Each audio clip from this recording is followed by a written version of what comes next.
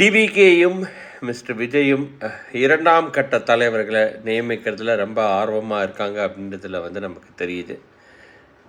ஏன்னா ஆர்கனைசேஷன் அப்படின்றது it needs to have multiple levels இல்லையா? ஸோ மேல் லெவலில் இருக்கிறவங்க ஏதாவது ஒரு இஷ்யூ அப்படின்னா செகண்ட் லெவலில் இருக்கிறவங்க ஃபர்ஸ்ட் லெவலுக்குள்ளே வரணும். That's how an organization is also built. அது நான் யூஎஸில் ஃபைனான்ஷியல் இண்டஸ்ட்ரியில் இருக்கும்போது அது கற்றுக்கிட்ட மிகப்பெரிய ஒரு பாடம். நமக்கு எப்போவுமே நம்மளை சுற்றி ஒரு லீடர் இருக்காருன்னா அந்த லீடரை சுற்றி ஏ டீம் அப்புறம் பி டீம் எப்போவுமே இருந்துக்கிட்டே இருக்கணும்.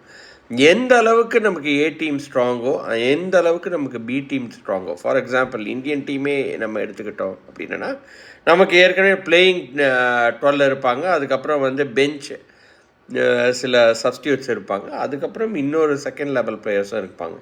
அதே மாதிரி தான் இன்றைக்கி நம்மளோட தலைவர் மிஸ்டர் விஜய் அவர்கள் இரண்டாம் கட்ட தலைவர்களை நியமிக்க ஆரம்பிச்சிருக்கிறாரு. எ ஃபென்டாஸ்டிக் மூவ். ஏன்னா நமக்கு அந்த மாதிரி ஒரு ஸ்ட்ரக்சர் இருக்கணும் அப்படின்றதுல எனக்கு மாற்றுக்கருத்தே கிடையாது.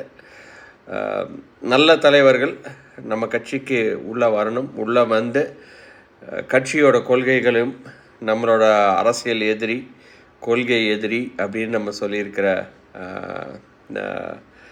திமுகவையும் பாஜகவையும் எப்படி எதிர்க்கிறது, எப்படி அடுத்த கட்டத்துக்கு நம்ம அரசியலை கொண்டு போகிறது அப்படின்றதுக்கு நிச்சயமாக இந்த நிகழ்வுகள் ஒரு படிக்கல்லாம் அமையும் அப்படின்றதுல எனக்கு மாற்று கருத்து கிடையாது.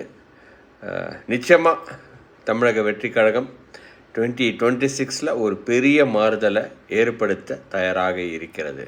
நன்றி, வணக்கம்.